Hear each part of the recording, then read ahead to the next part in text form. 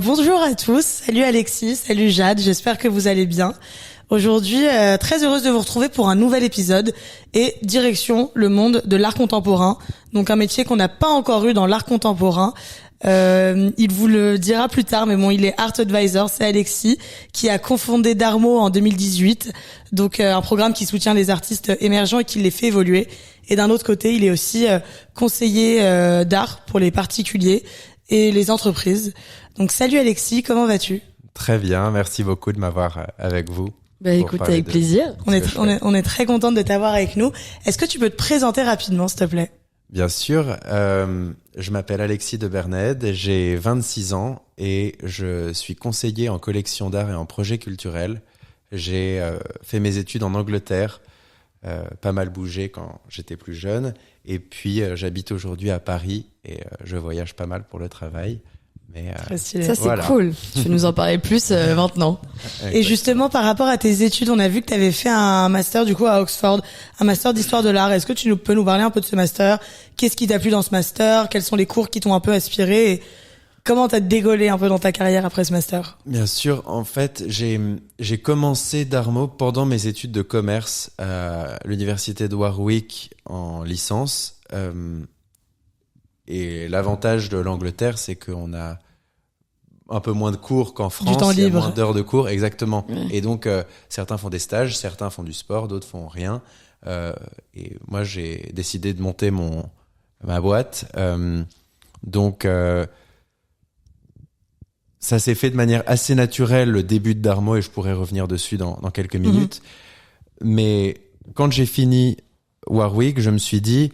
Qu'est-ce que je peux faire ? Alors, tout le monde allait faire des masters en école de commerce. De mon côté, je me suis rendu compte que l'art était plus qu'une passion, que j'avais vraiment envie de faire ma vie là-dedans. Et donc, je me suis dit que j'allais regarder des masters en histoire de l'art. En France, où les études sont très traditionnelles, on doit faire une licence dans le domaine où on va faire son master. En Angleterre, on est plus ouvert. Ouais. Et donc, je me suis dit, quitte à postuler dans des masters un peu atypiques, je vais postuler dans les meilleures écoles, donc Oxford, Cambridge, et il y a aussi une école qui s'appelle le Courtauld Institute of Art, qui est spécialisée en histoire de l'art et qui est vraiment une des meilleures écoles, moins connue du grand public, mais géniale aussi. En Angleterre aussi ? En Angleterre, à Londres, ouais. Okay. Parce qu'on pouvait postuler avec un parcours un peu différent. Et donc, j'envoie mon dossier, les dates limites étaient en janvier, alors que pour les masters en école de commerce, c'était en mai ou... avril, mai ou juin, je me suis dit, si je suis pas pris, il n'y a aucun problème, je pourrais postuler plus tard en école de commerce. De toute façon, a priori, je serais pris soit à Londres, soit à Paris. Et puis finalement, j'ai été accepté à Oxford. Et donc, c'était génial, un peu coup de poker. Trop bien, bravo. On a un peu le syndrome de l'imposteur quand on arrive en master d'histoire de l'art et qu'on n'a jamais étudié l'histoire de l'art. Mais... j'ai compris assez rapidement pourquoi ils avaient accepté mon dossier. C'était un tout petit master. On était une vingtaine dans tout le programme, divisé en 3 spécialités. Donc en fait, on était 6 dans ma classe. Okay, c'est ouf. Donc c'est hyper vraiment, niche du coup. Ouais, c'était vraiment des cours particuliers pendant un an. Donc ce qui était génial, c'est que j'ai vraiment mangé de l'information pendant un an. Je lisais 7-8 heures par jour. C'était beaucoup, aussi parce que j'avais pas étudié l'histoire de l'art avant, mais c'était un très bon moyen de me confronter au milieu académique, des historiens, comprendre la recherche. Et c'était une super année. Et d'ailleurs, aujourd'hui, j'écris une thèse de doctorat en parallèle de mon job. C'est génial. Comme quoi, c'est qu'ils ont eu raison de m'accepter en master, parce que j'ai continué l'aventure. J'ai fait 3 ans de pause entre mon master et le début du doctorat que j'ai commencé en septembre. Mais je vais faire ça c'est trop bien. À côté. C'est ouf, trop intéressant. Mais juste, elle vient d'où en fait ta passion un peu pour l'art et justement l'art contemporain, toi ? Mais oui, parce que à t'écouter, j'ai l'impression que que t'es passionné de ça depuis adolescent en fait. Ouais. Complètement. C'est rare d'être jeune, genre vers 17-18 ans, d'être déjà passionné par l'art, tu vois. Tu faisais des expos, comment ça t'est venu un peu tout ça ? Alors, pendant très longtemps, j'en avais rien à faire du tout de l'art. Et dans ma famille, souvent le goût ou en tout cas les passions peuvent venir bien sûr, transmis dans la famille. Et ma mère a une agence de communication spécialisée dans les institutions culturelles. Elle fait de la com pour des musées, des fondations, des foires d'art. Donc ça n'a rien à voir avec mon métier aujourd'hui. Et en même temps, je savais qu'il y avait une économie dans le monde de l'art, qu'il y avait plein de choses qui se passaient, énormément de métiers. Mais je préférais jouer au foot et jouer de la guitare quand j'étais petit. Ouais. À 15 ans, j'ai demandé à ma mère si je pouvais aller à la foire d'art de TEFAF à Maastricht aux Pays-Bas, où il y a pas tant de choses à faire que ça, sauf une université, mais j'étais pas étudiant, j'étais trop jeune, ou cette foire d'art une fois par an. Et parce que je lui ai dit, écoute, je vais passer mon bac, j'ai assez envie d'aller étudier à l'étranger, ça arrive là dans les 2 ans qui viennent, donc je serai en révision de bac au moment de la foire, je pourrai pas y aller. Depuis que je suis né, tu me dis que c'est la plus belle foire d'art au monde, peut-être que c'est pas mal que j'y aille. Ah bon, t'es sûr, mais ça t'intéresse pas tant que ça. Là, enfin, ça me rendrait très heureuse, mais c'est bien, t'es curieux. Et donc, je lui ai dit, écoute, j'y vais pour la journée, comme ça, je perds pas trop de temps, quoi. Si ça me plaît pas, je rentre le soir. Et en arrivant dans cette foire, elle a la particularité de rassembler les meilleurs marchands dans toutes les spécialités de l'histoire de l'art, de l'Antiquité à aujourd'hui. Donc on va trouver... Tellement intéressant. Ouais, incroyable. On va trouver de l'art égyptien antique, grec. On va trouver du mobilier 18e, français, 17e, de la marqueterie de pierres semi-précieuses et de marbre italienne, de l'art très contemporain conceptuel, tout comme on va trouver de la haute joaillerie ou des galeries spécialisées dans le travail sur papier, de l'art esquimau. Je sais pas, la première fois que j'y suis allé, j'ai découvert l'art esquimau. Wow. Génial. Ouais. Et c'est des vrais objets d'histoire. C'est génial. C'est dingue.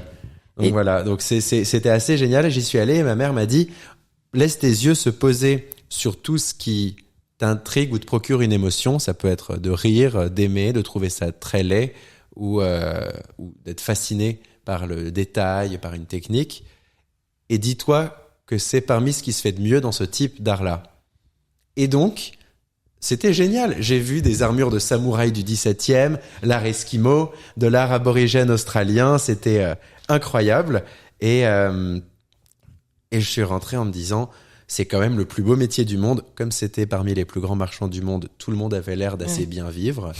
Donc je me suis dit, ça marche bien. On est entouré de beaux objets. On aime ceux avec quoi on travaille.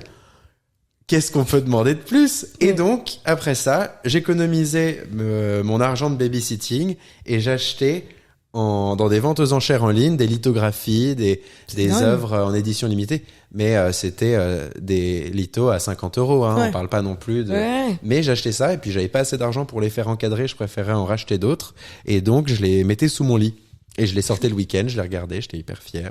Parfois, j'en vendais une sur eBay pour en racheter 2. C'est génial. Une belle histoire. Et donc, c'est ce qui t'a inspiré à plus tard créer du coup Darmo. Et donc, on en vient un peu au sujet principal. C'est qu'est-ce que Darmo, donc la boîte que tu as co-créée avec Marius, ton associé. Et donc, quel est ton rôle au quotidien en tant que art advisor et peut-être une journée type en fait finalement dans ta vie? Bien sûr. Donc il y a comme tu le dis, il y a 2 activités. C'est l'incubateur d'artistes Darmo, ce programme de soutien aux artistes contemporains, et il y a la partie conseil. La partie art contemporain, on s'est rendu compte qu'il y a énormément d'artistes aujourd'hui. Je pense que tous ceux qui nous écoutent doivent en connaître dans leur entourage. Et c'est un monde où il y a énormément d'acteurs, énormément de choses qui se passent. Mais quand on est artiste, c'est pas toujours facile de frayer son chemin. Et même quand on commence à avoir des musées qui s'intéressent à notre travail, le musée en a rien à faire de combien coûte une œuvre. Il cherche ce qui est pertinent dans le monde de l'art contemporain ou dans l'histoire de l'art. Quand des musées commencent à s'intéresser à nous, c'est quand même plutôt bon signe. Et même avec ça, beaucoup d'artistes ne sont pas sûrs de pouvoir continuer. C'est pas forcément un tremplin direct. C'est pas parce qu'on a 1 ou 2 expos en musée ou qu'un musée nous achète que notre carrière est faite. en se rendant compte de ça, on se disait avec Marius, qui était un de mes amis, lui était à l'école du Louvre à Paris, et moi j'étais en Angleterre, qu'il y avait peut-être quelque chose à faire pour soutenir ces artistes, les ouvrir à des nouveaux marchés et les accompagner dans la création de projets pour qu'ils aient les moyens de leurs ambitions. Ça peut être du financement, ça peut être de l'espace. C'est pour ça qu'on fait des résidences d'artistes. Rencontrer des nouveaux collectionneurs, de la presse, plus d'institutions pour avoir des nouveaux projets et toujours continuer à grandir dans sa carrière. On n'avait pas d'argent. On a commencé à regarder les lieux. On s'est rendu compte que même des petits lieux, ça coûtait très cher. Et souvent, plus c'est gros, plus ça passe. Donc on s'est dit, on va aller voir des très grands et très beaux lieux en leur demandant de nous prêter ces immenses lieux qui sont souvent vides. Et donc, on allait voir, on a travaillé avec des boutiques de luxe, Avenue Montaigne, on a travaillé avec des domaines viticoles, des grands immeubles de bureaux, des châteaux, des palais. Ah, c'est génial. Juste par rapport au fait qu'ils étaient vides. Et en fait, ils sont pas forcément vides, mais il y a beaucoup d'espace qui n'est pas utilisé. Par exemple, des châteaux qui sont alloués pour des mariages. Il y a beaucoup de mariages début d'été jusqu'à septembre, mais en réalité, en mai, ils sont pas pris tous les jours. Et donc tu leur disais, on va faire une expo chez vous, en fait, dans votre lieu. Exactement, en juillet. A priori, autour du 14 juillet, pas grand monde se marie, ou entre fin juillet et début août. Souvent, c'est un peu creux. Est-ce que vous accepteriez de nous prêter votre lieu ?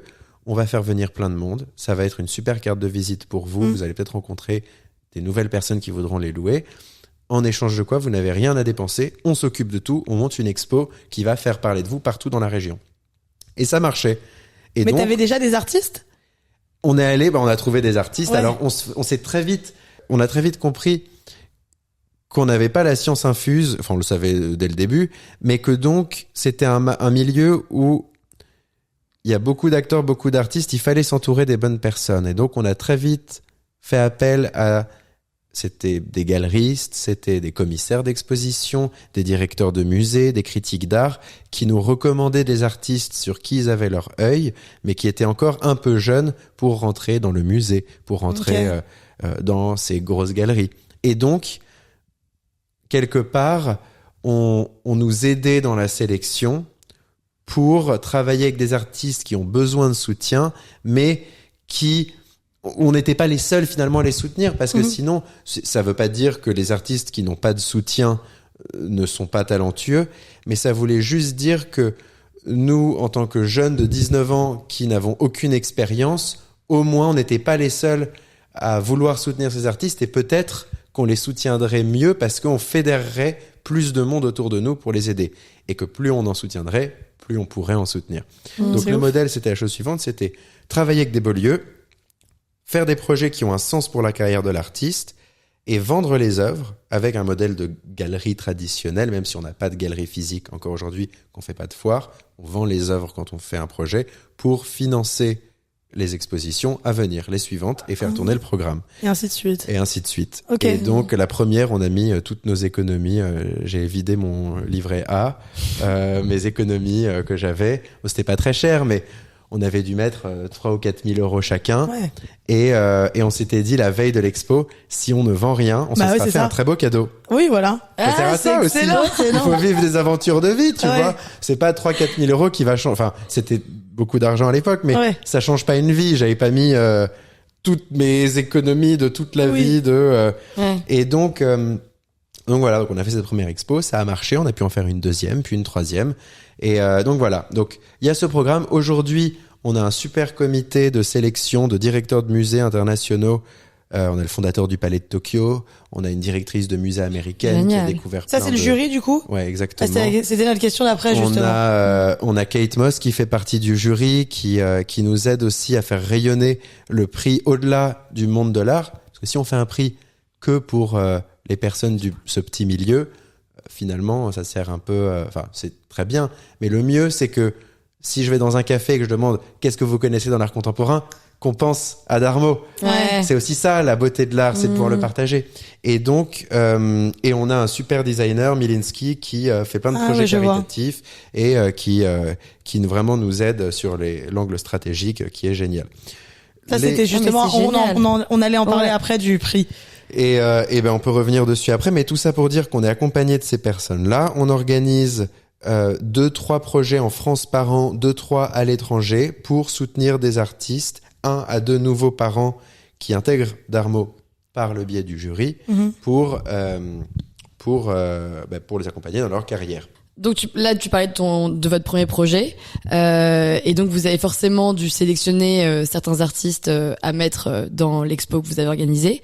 Et comment est-ce que encore maintenant, comment est-ce que vous trouvez ces artistes-là et vous les sélectionnez, sachant que l'art c'est quand même assez subjectif et que vous devez peut-être d'abord targeter un certain type d'audience pour savoir qu'est-ce qui va leur plaire ou comment est-ce que vous choisissez justement les artistes avec qui vous voulez travailler?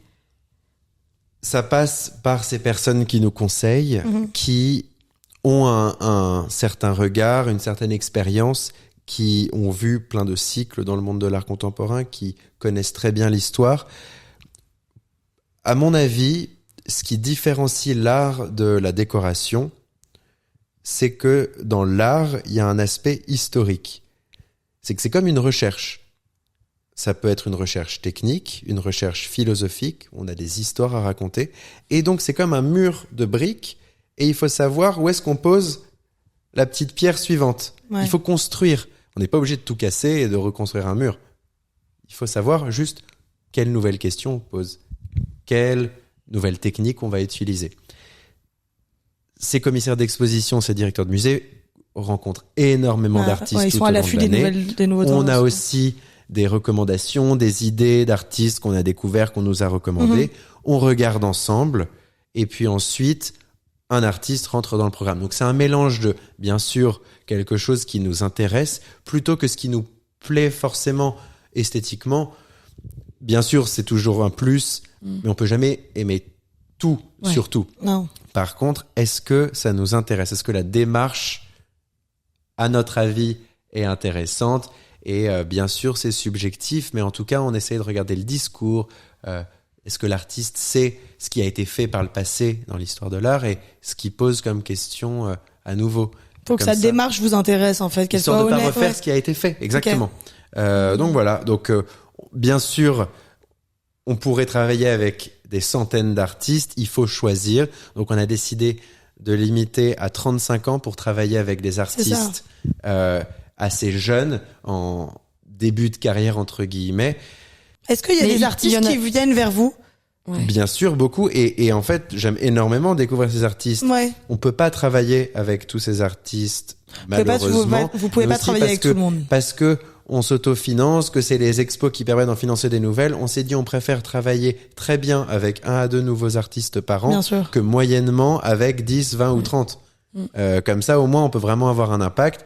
Et puis, si on fait ça bien avec 1, 2 artistes, peut-être que on pourra travailler avec 5 nouveaux par an. Mais en tout cas, voilà, l'histoire, c'est de faire du bon travail. Et je pense que c'est aussi un conseil à donner. C'est il vaut mieux faire très bien une chose que moyennement plein. Ouais, je suis entièrement d'accord. Mais moi, j'avais une question. Parce que maintenant, j'ai l'impression qu'il y a énormément de nouveaux jeunes artistes, beaucoup plus qu'avant. Et surtout, il y a différents types d'art, et notamment avec le développement de la technologie et de l'IA. Il y a plein de nouvelles formes d'art aussi. Et vous spécialisez que dans l'art physique traditionnel? Non, on a des artistes abstraits avec qui on travaille, des sculpteurs, des artistes qui font parfois des installations, des artistes qui travaillent avec les algorithmes. Mais même ceux qui travaillent avec les algorithmes et l'IA savent pourquoi leur pratique est pertinente dans l'histoire de l'art. En réalité, l'art créé en collaboration avec des algorithmes, ça existe depuis les années 60. Quand on a l'intelligence artificielle qui peut créer des choses plus poussées, conceptuellement, c'est intéressant de montrer qu'on peut faire plus poussé. Par contre, une fois qu'on l'a montré, on peut poser le crayon. C'est bon, on a montré qu'on pouvait aussi générer des choses. Ouais, bien sûr. Qu'est-ce qui vient ensuite? Ce qui est intéressant, ça peut être l'interaction homme-machine. Ça peut être de jouer avec les technologies. Ça peut être j'ai rencontré un studio d'artistes que je trouve fascinant qui ont fait communiquer des GPT entre eux, comme ChatGPT. Ouais. Un qui générait un synopsis d'une histoire, un deuxième qui, à partir du synopsis, créait des personnages. À partir du synopsis et des personnages, un troisième algorithme qui crée des scènes. Et à partir des scènes, du script. et à partir du script, des images.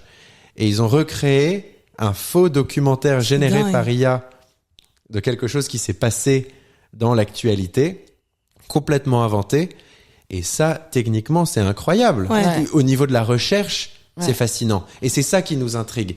C'est pas forcément de générer c'est-à-dire que on pose toujours les questions, mais on peut générer plein d'œuvres d'art oui, d'accord, mais ça peut être décoratif. Est-ce que vraiment c'est de la recherche? Est-ce que ça rentre dans l'histoire de l'art? Donc voilà. Il y a toujours un discours accompagnateur de toutes les façons qui doit vous intéresser. Exactement. Ouais. Et comme tu l'as mentionné tout à l'heure, vous accompagnez les jeunes du coup sur la scène internationale, des jeunes émergents, jeunes artistes émergents, et vous avez justement créé le Dermo Prize.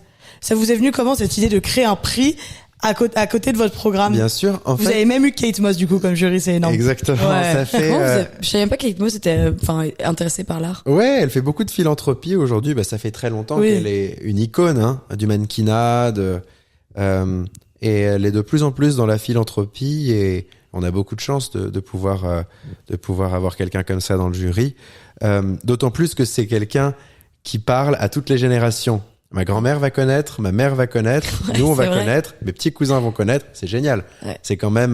Comment vous l'avez approché en fait aussi. On a contacté son équipe qui nous a demandé plein d'informations, et puis qui nous ont dit qu'elle était très contente de participer au soutien d'artistes émergents contemporains. Voilà. Du coup, vous l'avez rencontrée, j'imagine qu'elle est trop sympa. Et donc, Mais du coup, comment vous est venue l'idée de faire un prix? Alors, donc, l'idée de faire le prix, ça faisait quelques années qu'on travaillait avec des personnes très influentes pour choisir des artistes, mais personne ne le savait. Ah ouais. Okay. On s'est dit, à chaque fois, on se bat pour expliquer aux personnes pourquoi on pense que c'est pertinent tel nouvel artiste. Pourquoi est-ce qu'on n'intégrerait pas ces personnes officiellement dans la sélection? Et donc, c'est comme ça que l'idée du prix est venue. C'est célébrons l'entrée des nouveaux artistes en expliquant qu'on n'est pas les seuls à vouloir les soutenir, pourquoi ils sont pertinents, et on fait la fête, quoi. Bon, c'est la fête, c'est une exposition, c'est pas non plus... Mais du coup, les artistes qui ont un prix peuvent aller chez d'autres... peuvent suivre d'autres programmes, se faire aider par d'autres personnes. Bien sûr. C'est un peu votre but aussi, du coup, de les faire évoluer et qu'ils passent dans une autre main. On n'a jamais de contrat d'exclusivité. Okay. Souvent, on essaie de segmenter. Parfois, on travaille avec des artistes spécifiquement sur un territoire géographique.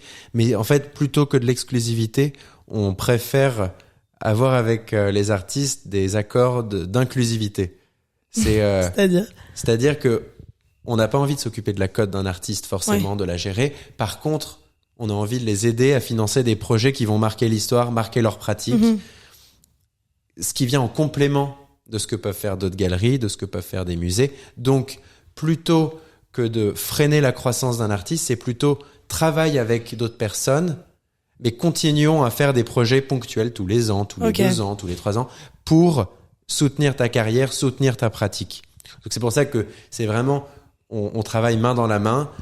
De toute façon, on n'a pas une galerie, on va faire 10 expos par an de l'artiste et écraser tout ce qu'il y a autour de nous. C'est plutôt créer les premières sculptures monumentales pour un artiste et les financer. Ouais, bien sûr. Et ça, même pour une galerie, ils sont hyper contents. Dans un magnifique jardin dans le sud de la France, on a des sculptures de 3 mètres de haut. C'est magnifique. Eux n'auraient pas pu le financer. Grâce à nous, c'est possible. Ouais. Bien évidemment que c'est OK pour tout le monde qu'on puisse vendre des tableaux pour rembourser la production ou aider l'artiste à continuer à grandir. Donc voilà, c'est vraiment travailler ensemble. Et justement, tu nous disais au début de l'interview du coup que tu étais aussi art advisor. Oui. Donc t'es une personne qui conseille pour des entreprises, pour des familles, pour des boutiques de l'art.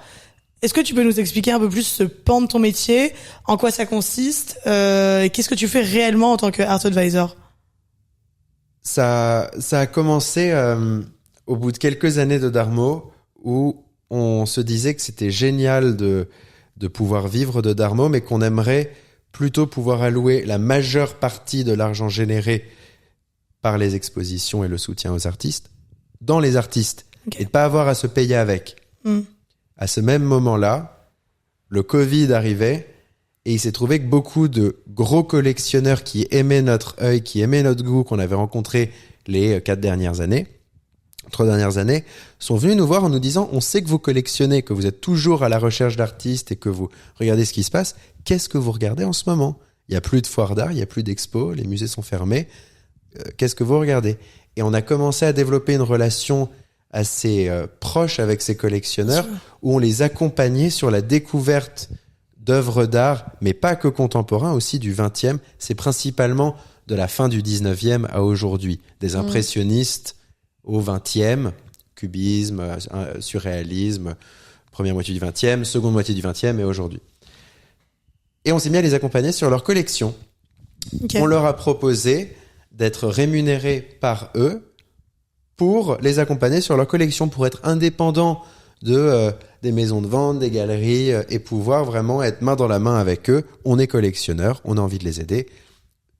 Prenez-nous comme conseillers et on va... Mais par exemple, moi, je te demande, j'ai besoin d'un tableau pour mon salon et tu vas aller chercher chez ces collectionneurs des tableaux ?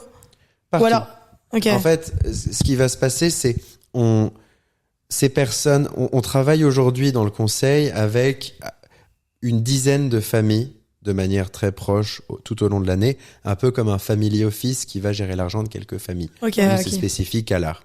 Bien sûr. On travaille avec une dizaine de familles qui ont des collections assez importantes, voire très importantes, ou qui veulent construire des collections très importantes.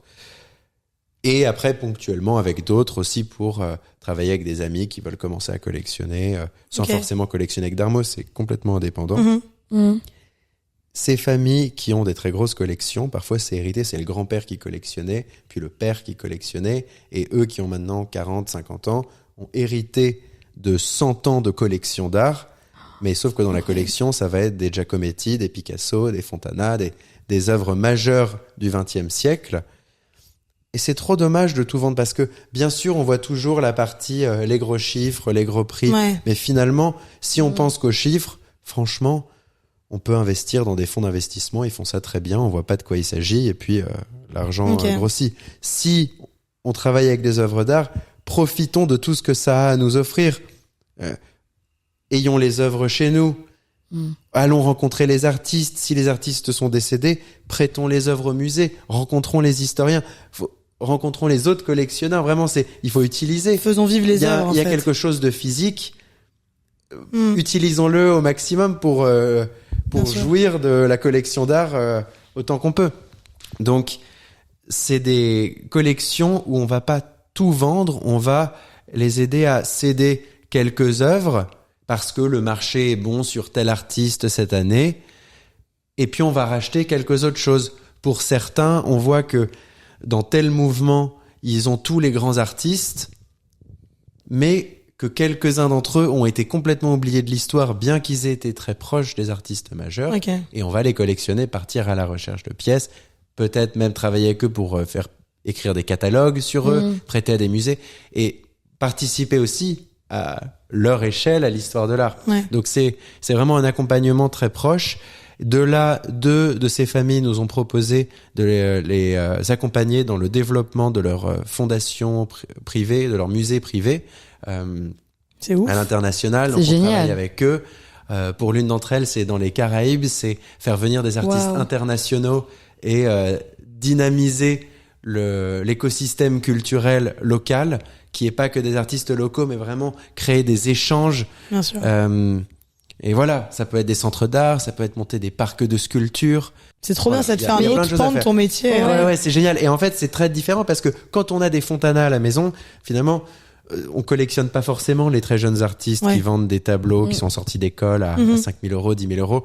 Ou bien si on le fait en conscience du soutien qu'on apporte aux artistes. Et donc, quelque part, ils sont très fiers d'acheter un tableau pour soutenir le programme. Donc, ça scinde vraiment. Et c'est pour ça que Darmo continue à être sur les artistes émergents et que le conseil, on préfère travailler avec peu de collectionneurs, mais des plus grosses collections. Comme ça, on arrive à tout séparer. Et finalement, aujourd'hui, on vit du conseil et Darmo sert à soutenir les artistes ou à collectionner. Quand on peut, on achète toujours des œuvres des artistes parce que c'est aussi la plus belle récompense qu'on puisse se faire. Donc, Bien sûr. donc voilà. Bah c'est c'est une belle activité et c'est un beau métier et t'as l'air passionné. En vrai, je trouve ça trop cool. Ouais, Ouais. bah c'est Et tellement de trucs en Ouais. même temps. Et je pense qu'il y a beaucoup de jeunes qui vont être intéressés par cet épisode. Même nous, autour de nous, on a des amis qui veulent se lancer un peu dans l'art. Qu'est-ce que tu veux faire? Qu'est-ce qu'est être curateur, art advisor et tout? Je trouve ça trop cool. Mais je pense que peut-être pour ces personnes-là, et bien sûr, il y a pas de règles à suivre mais en tout cas des idées. Il faut pas toujours faire des révolutions. On a tendance à penser que pour être entrepreneur, il faut créer quelque chose qui va tout chambouler, une révolution. Parfois, il suffit au lieu de hurler, il suffit de chuchoter des nouvelles idées et ça marche très bien. Il faut construire sur ce qui existe déjà. Ouais. Nous, on réinvente pas. On n'a pas à chambouler le modèle de la galerie. Non, on s'est rendu compte que les galeries faisaient plein de choses géniales, mais que les artistes avaient besoin d'un soutien un peu différent. On l'a créé, quelque chose qui vient en complément. Il faut pas toujours renverser, faire des énormes innovations, etc. Il faut faire avec ce qu'on a. Il faut rester ouvert et saisir les opportunités. C'est pas parce que un projet rate qu'on a raté notre carrière. Il faut se lancer, il faut essayer. Ça marche pas, c'est pas grave. Ouais. Tu vois, tu peux essayer un projet pendant 6 mois, 1 an, et puis t'apprends. Tu te rends compte que les personnes avec qui tu l'as monté sont pas des personnes avec qui tu dois travailler, c'est pas grave.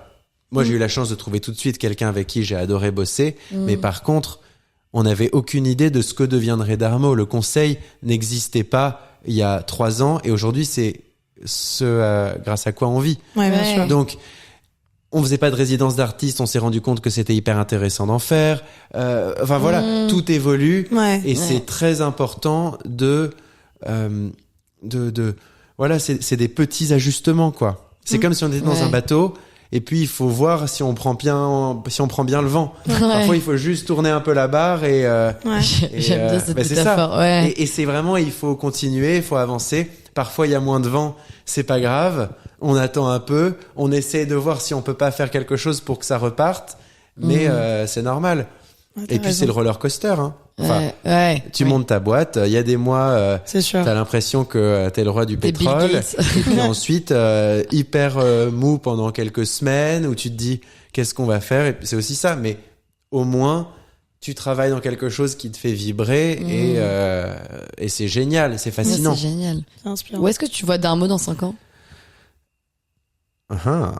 Ah. Secret. Non, je rigole. Non, c'est marrant. On parlait ce matin de tout ce qu'on se verrait faire, et c'est un peu des choses qu'on aime, des conversations qu'on aime avoir tous les quelques mois. C'est ce que je disais tout à l'heure. Comment on va casser la baraque l'année prochaine Ouais. et celle d'après, et où est-ce qu'on se voit. Donc clairement, il faut continuer ce qu'on fait parce que on sait que on Ça a marche. une identité très forte à Paris, très forte en France. On a envie d'ouvrir des nouveaux pays. On part faire notre première exposition en Italie en mai, à côté de Venise. Ça va être magnifique. Pourquoi pas aller sur d'autres continents, mais déjà, il y a beaucoup de choses à faire en Europe. Ouais. Et être ouvert à créer des projets un peu différents. Essayer toujours de créer des nouveaux ponts. Donc, je pense que c'est travailler dans des nouveaux pays, c'est de continuer ce qu'on fait et de se faire une meilleure place. Puis après, bien sûr, pour la partie conseil, c'est de créer des musées. J'adore. En ayant étudié l'histoire de l'art et en faisant un doctorat maintenant, c'est bosser avec des choses qui ont un sens et qui vont rester. C'est ce qui me fait vibrer le plus. Donc, à ceux qui nous écoutent, si vous avez envie de monter un musée, je suis hyper partant pour le faire avec vous.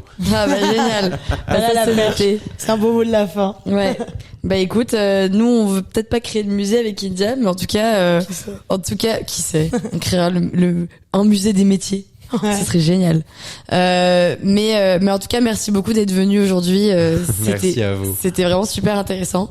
Et moi, je découvre en grandissant justement le monde de l'art et je trouve qu'il y a de plus en plus de jeunes qui essayent plus ou moins de se faire une place et je trouve ça génial. Et je trouve aussi qu'il y a une énorme communauté justement de jeunes artistes et peintres qui s'entraident de plus en plus et au-delà des limites des pays, enfin vraiment à l'international. Et je trouve ça dingue et c'est vraiment des très très beaux métiers. Donc merci de nous avoir fait découvrir ça aujourd'hui. Ouais, merci beaucoup. Merci. C'était trop cool. Ouais. Ça me fait plaisir. Merci beaucoup. Mais bonne journée. Et à vous aussi. Salut.